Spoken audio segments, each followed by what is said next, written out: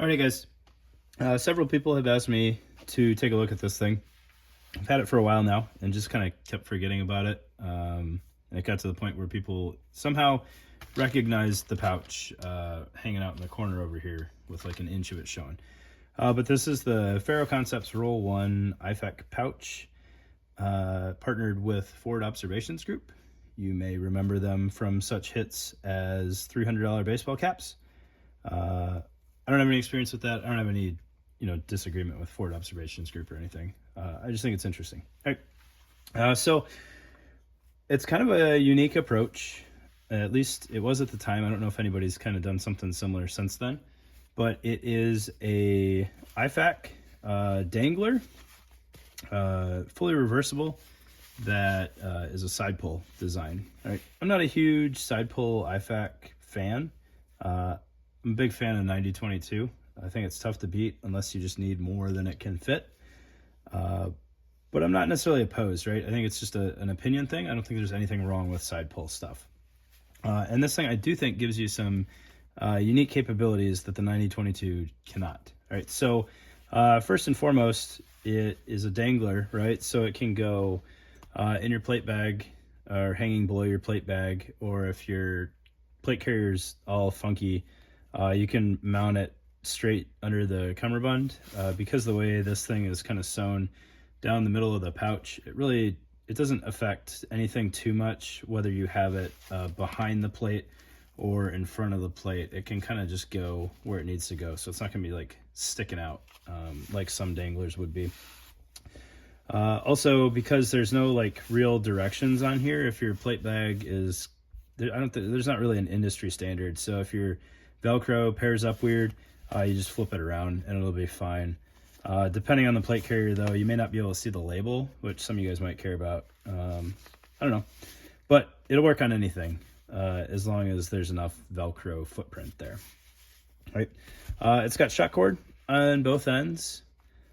I'm pretty all right with that, just based on the way this is designed. I'm not a huge fan of shot cord retention on some things based on how like shapes work. But this thing seems all right the couple times I've drawn it out of here. So that's kind of the outer sleeve, right? One other way you could use this outer sleeve, not just on a plate carrier, but you could actually mount it on a belt fairly easily. And I'll show you that here with this blue Alpha Group belt here.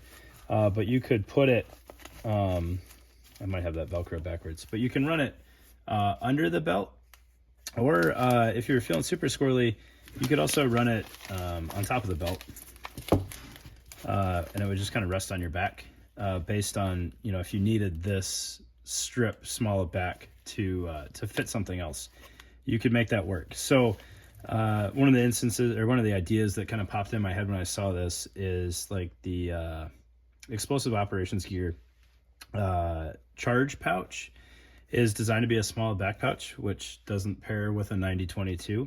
You could probably make it work with this thing, having this hang out under that charge pouch. I don't think anything would get too in the way of each other, so that's kind of neat. If having a couple blocks of C4 and the smaller your back is important to you. All right. So that's kind of the outer pouch and how that works. And then you've got the inner pouch here, which I think this is the end that I have not loosened as much. So you can see it pulls out fairly easily, right? And I like this inner pouch for the most part. Small tweaks that I would maybe make, but they're just kind of personal preference things. So it's got pull tabs on both ends, which hang out of the outer pouch. And then it's got these two pull tabs here to separate the sides.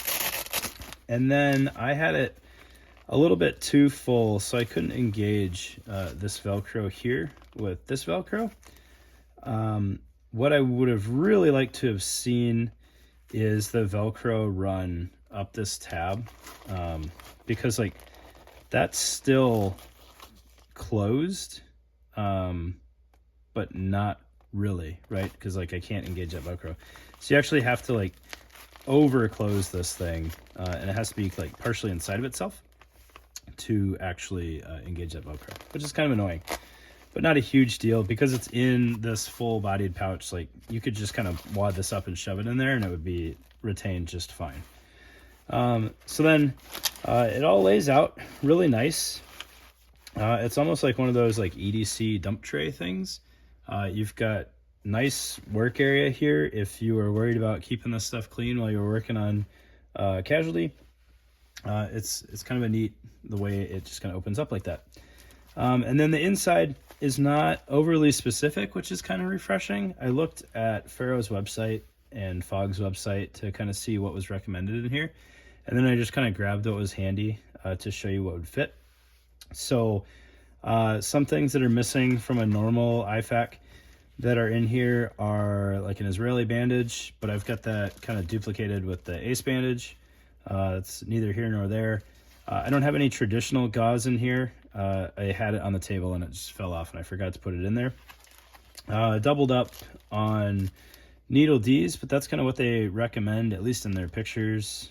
I don't take that as recommended like IFAK packing list. It's just what they say it'll fit. 2 needles is your call and your medic's call. All right. So you've got these 2 wide elastic bands on each side and then 2 narrow ones in the middle. And then you've got this pass through where everything's sewn down compared to the panel here. And that's kind of where your chest seals would go. All right, so we got a twin pack of, what are these, halos? Twin pack of halos in there. And I happen to throw this nasty NPA behind there as well.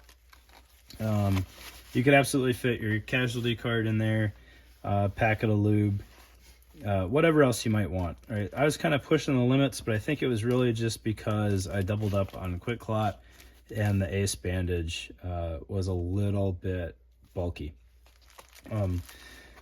Trying to fold this thing up, one thing I would have liked to have seen, I think, is if they added 2 more rows of the elastic here. So if you kind of squeeze this all into the middle, you can see there's not much bite on the ACE bandage there.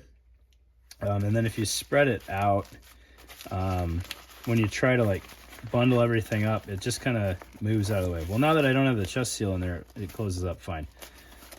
So I guess I was pretty close to making that work, but yeah.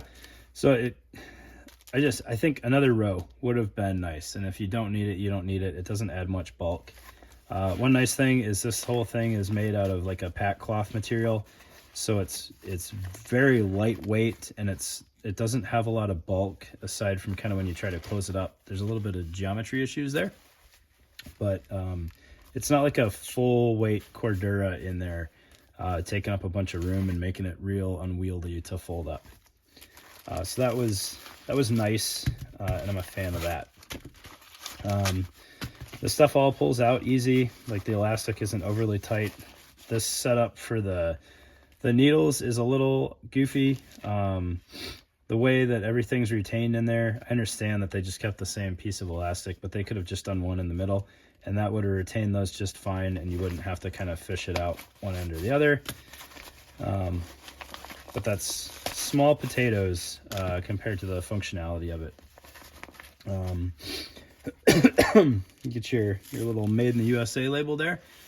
Ferro moved to Montana a while back, so the production's there. One potential issue, and again, this is real nitpicky on this insert, is based on kind of exposed Velcro and the way the I think this is serging is done. I'm probably messing that up. The way the edge work there is done is you'll notice some of this Velcro will catch on those like seams and kind of start pulling it apart. If it's like your go-to IFAK, that's not going to be a huge deal, but if you train with it regularly, you might notice this insert start coming apart a little bit, but I don't think it'd be a showstopper at any point in time. So overall, I think it is really good. I wasn't overly excited to do it. I kind of reviewed it, or I bought it to review it just based on people wanting to see it, which I'm probably late to the game now, but I like it more than I thought I would. Especially, thinking about now having it potentially as a belt mounted thing. I don't know how well that would stay engaged, but I think if you had a 2-piece belt and you sandwiched it in there, you wouldn't have any issues with that working loose. So that's totally viable, just like the plate bag. I like dangler pouches. That was kind of why I wasn't super drawn to this, is it would have to be like on the back plate bag. But it draws fairly easily out of there. It doesn't bind up or anything. So even having it on your back, like you're not going to blow out your shoulder trying to pull it around the corner or something like that. So well done. I do think it's overly expensive at $85 on Fogg's site. I don't know if Ferro has it cheaper. That wouldn't make a whole lot of sense if they did, but I think $85 is a little pricey. I don't know, closer to like 60 I think would be an easier pill to swallow, but I don't like to complain about prices on here too much, so just know that it's a bit of an investment for an IFAK. Hopefully that answered some questions you guys had. Probably ran a little bit long, rambled on this one a little bit, but I apologize and I appreciate your time. Thanks.